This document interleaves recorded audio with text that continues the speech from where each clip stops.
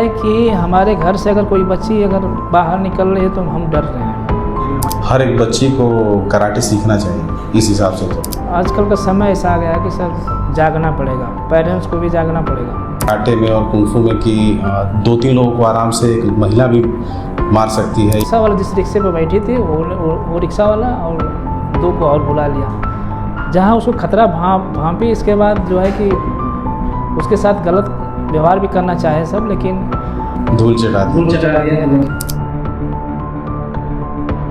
सबसे पहले सर आपको मैं बहुत बहुत धन्यवाद देना चाहता हूं कि आपने मुझे यहां पे इनवाइट किया। मेरा नाम अंबिका भारद्वाज है। आज मैं मार्शल आर्ट में 5th Dan ब्लैक बेल्ट हूं और नेशनल जज एंड रेफरी हूं। आज मेरा लगभग 30 साल का अनुभव है। मैं कराटे यहाँ मुंबई से लेके यहाँ तक प्रशिक्षण दे रहा हूँ। बहुत खुशी होती है कि समाज को हम लोग एक तरह से मजबूत कर रहे हैं। और हमारा नारा ये है कि हर घर में कम से कम एक सोल्जर पैदा हो, लड़का हो चाहे लड़की हो, हर परिवार में एक सोल्जर होना चाहिए और सोल्जर हम लोग बना रहे हैं। पहले तो सर आपका बहुत बहुत धन्यवाद कि आप हमारे मऊ बिग बैट के इस पॉडकास्ट पे आए हैं। ये जान के अच्छा लगा कि जो सोच हम लोग रखते हैं वैसी सोच आपकी भी है कि महिलाओं को अच्छी तरीके से इस मार्शल आर्ट में आगे बढ़ाया जाए, ताकि आपका जो एक सोच है कि हर घर में एक सोल्जर होना चाहिए, लड़का हो या चाहे लड़की हो। तो उसके लिए बहुत बहुत आपका धन्यवाद कि आप हमारे चैनल पे आए हैं। तो कोविड से पहले मैं 15 साल मुंबई सिखाया, जिसमें कि कमांडोज, मुंबई के कमांडो, एनएसजी कमांडोज, और वहाँ के जो एक तरह से मेरा 3 जगह मेरा क्लासेस चलते थे, और हायर रिलायंस कॉर्पोरेट सेक्टर में भी मैं क्लासेस लेता था। मुंबई में तो मुझे लगता है सर कि यहाँ जैसे मऊ चूँकि अभी बहुत छोटा शहर है और मुंबई मान लीजिए कि महानगर है, तो दोनों में काफ़ी डिफरेंस है कि मतलब वहाँ पे कराटे कंपलसरी एक तरह से कोई भी मार्शल हो, कराटे, ताइक्वांडो, कुंफू या किक बॉक्सिंग, एनीबॉडी, बहुत सारे आजकल मार्शल आर्ट चले हैं, कोई भी एक एक्टिविटीज़ होना चाहिए। जैसे पहले के सर मैंने देखा था कि जैसे पहले के जो लोग होते थे वो भी अपने जो उनके राजकुमार और राजा होते थे, तो पहले उन लोगों को ये सब चीज़ों की शिक्षा दी जाती थी, तलवारबाजी, कुश्ती, तो ये सब चीज़ें शुरू से चला आ रहा है। लेकिन इस जनरेशन में वो सारी चीज़ें धीरे धीरे ख़त्म हो रही हैं। मार्शल आर्ट सर हमारे ही देश की देन है। आज जो है कि इस मार्शल आर्ट को आपने बोधि धर्मम का नाम सुना होगा। जहाँ जहाँ गए वहाँ मार्शल आर्ट को उन्होंने प्रमोट किया और वहाँ के लोग काफ़ी इसको मार्केटिंग किया, उन्होंने वहाँ पे काफ़ी डेवलप किया। लेकिन हमारा देश अभी भी उस लेवल तक नहीं पहुँचा है। आपको क्या लगता है कहाँ कमी रह गई है कि जैसे बच्चों को हम लोग नहीं इस तरह की शिक्षा दे पा रहे हैं? सिर्फ पढ़ाई ही पढ़ाई, कोई भी फिजिकल एक्टिविटी पे हम लोग? देखिए, कहा गया है कि अगर आप स्वस्थ हैं, आजकल तो स्वास्थ्य ही सबसे बड़ा इम्पोर्टेंस हो गया है। अगर मान लीजिए आपके पास पैसे हैं, अगर आपका स्वास्थ्य ठीक ना, आप हमेशा बीमार हैं, तो पैसे का मतलब क्या है? आपको फिट रहना बहुत ज़रूरी है।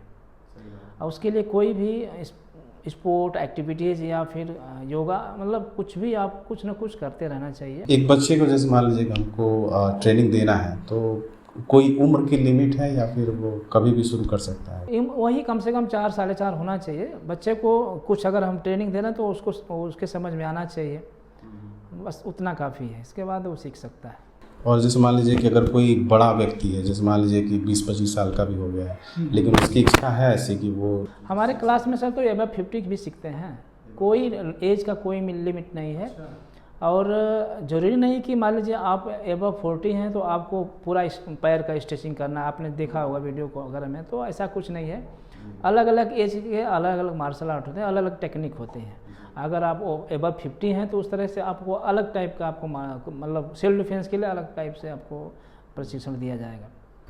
आपकी सिखाई हुई कोई ऐसी बच्ची जो मतलब कि कहीं किसी मुसीबत में पड़ी हो और उसने अपने आप को प्रोटेक्ट कर लिया? बहुत सारी घटनाएं हमारे साथ गुजरी हैं जो कि मैं याद करता हूं तो मुझे बहुत खुशी मिलती है।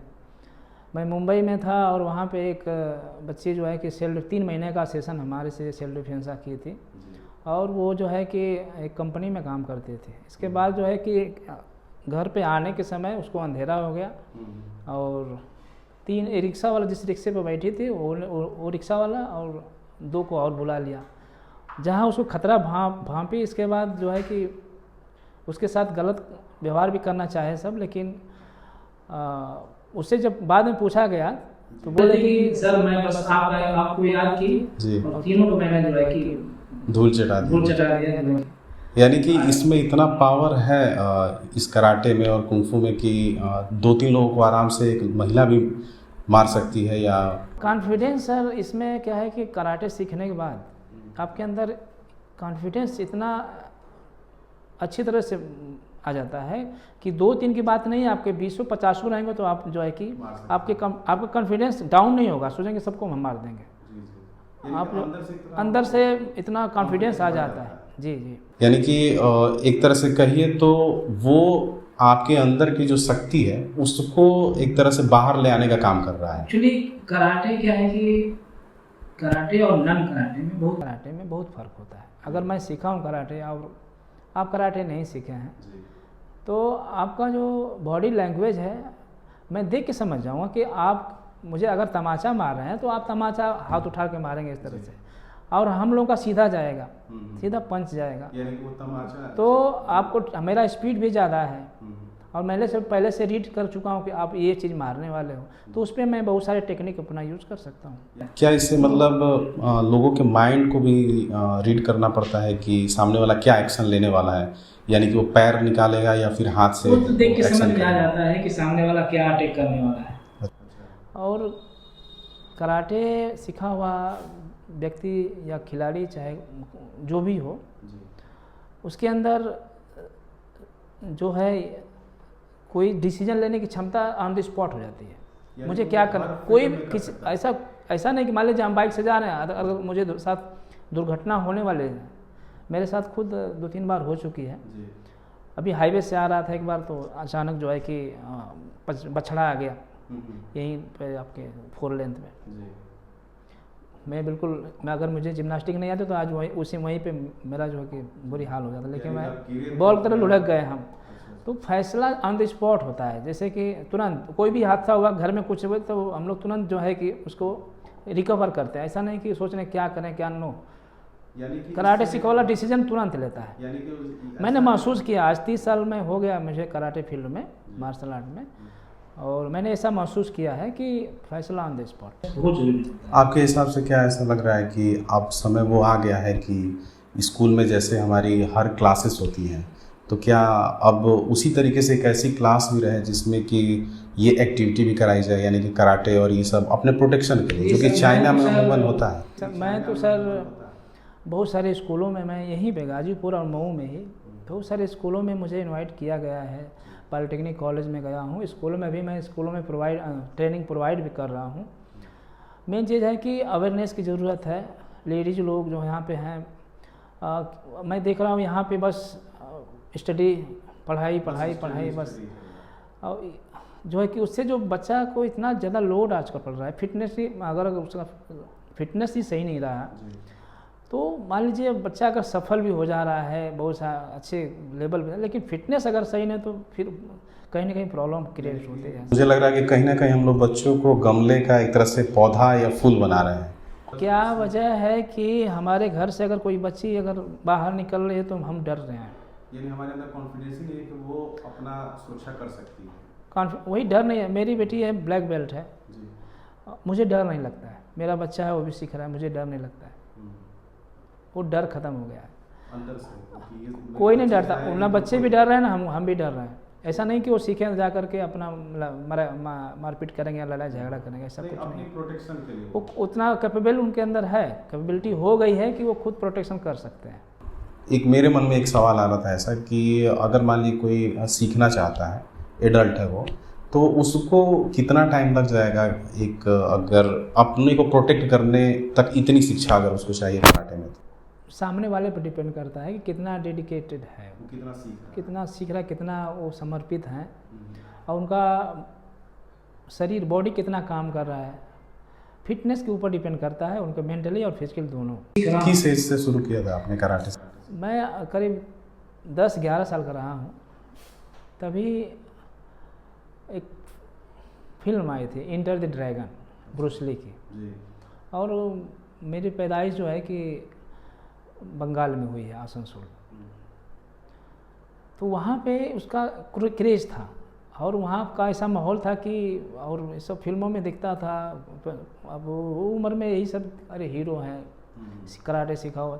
तो और हमारे फ्रेंड साथ में सब साथ के लड़के जो जाके प्रैक्टिस करते थे, तो इस तरह से वहीं से जो है कि चेष्टा जगी। अभी तो मेरा कराटे में 5th Dan ब्लैक बेल्ट हूँ। अभी 6th Dan मेरा होने वाला है, बहुत जल्दी हो जाऊँगा। तो इसमें जो है कि मैंने नेशनल जज और रेफरी भी हूँ। रेफरी से जो, जी हाँ।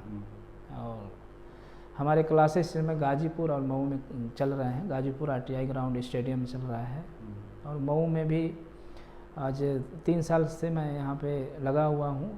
और काफ़ी पॉजिटिव रिजल्ट आया है। बहुत सारे बच्चे, बहुत डॉक्टर फैकल्टीज और बहुत शिक्षित लोग जो है कि ज्वाइन कर रहे हैं, बच्चों को अपने ज्वाइन करवा रहे हैं। तो इस तरह से मऊ में भी कुछ दिन बाद जो है, हाँ कुछ दिन बाद यहाँ भी अच्छा हो जाएगा। और मुझे लग रहा है कि इस वीडियो के जाने के बाद से और लोगों के अंदर अवेयरनेस आएगी। आना ही चाहिए सर, ये बहुत ज़रूरी है। कराटे मार्शल आर्ट सीखना जो है स्पेशली गर्ल्स के लिए तो बहुत ही कंपलसरी एक तरह से।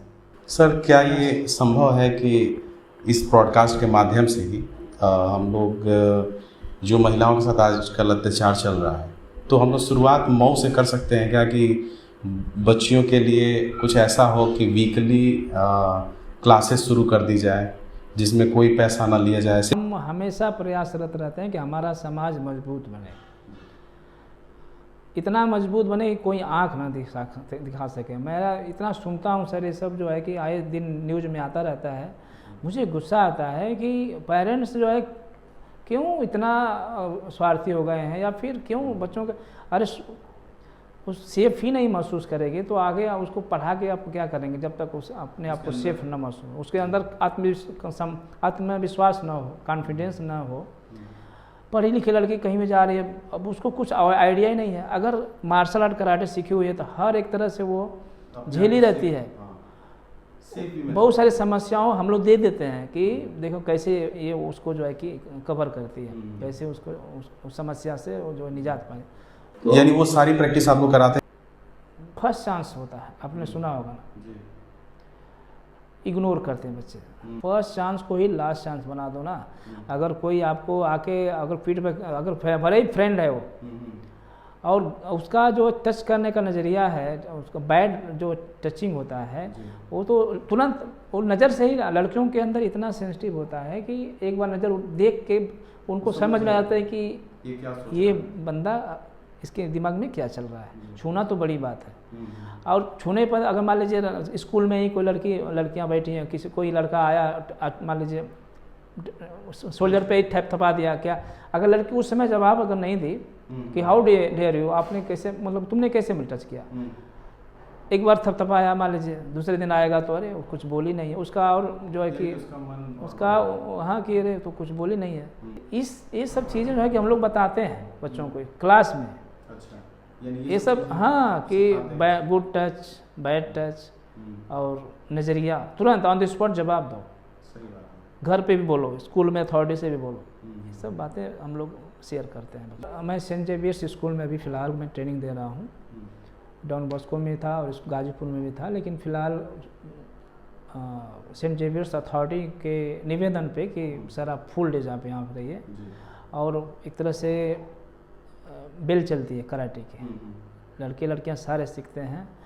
और मैंने कोशिश किया है कि जितने स्टूडेंट्स, जितने गर्ल्स हैं स्पेशली, उनको मैं इतने काफ़ी हद तक सेल्फ डिफेंस उनको बता दूं, ताकि उनके अंदर कॉन्फिडेंस आता भी है। मैं पूछता भी हूँ, मान लीजिए आपको हाथ पकड़ के कैसे छुड़ाएंगे, आपको कोई पीछे से पकड़ लिया, आगे से पकड़ लिया, आप गर्दन दबा रहा है, आपका बाल खींच रहा है, आपके जो भी मतलब, तो बहुत सारे टेक्निक्स होते हैं जो कि जानकारी नहीं रहती है, लेकिन बताने के बाद बहुत ही आसान लगती है, तो सब हम लोग बताते हैं। सर मेरे हिसाब से तो लगता है कि देश की या कहीं पूरे विश्व की हर एक बच्ची को कराटे सीखना चाहिए इस हिसाब से। तो आजकल का समय ऐसा आ गया है कि सर जागना पड़ेगा, पेरेंट्स को भी जागना पड़ेगा, बच्चों को मजबूत बनाना पड़ेगा। हम तो चाह रहे हैं सर कि समाज के लिए कुछ किया जाए, क्योंकि हम लोग सामाजिक प्राणी हैं और समाज में रहना है और समाज को मजबूत बनाना है।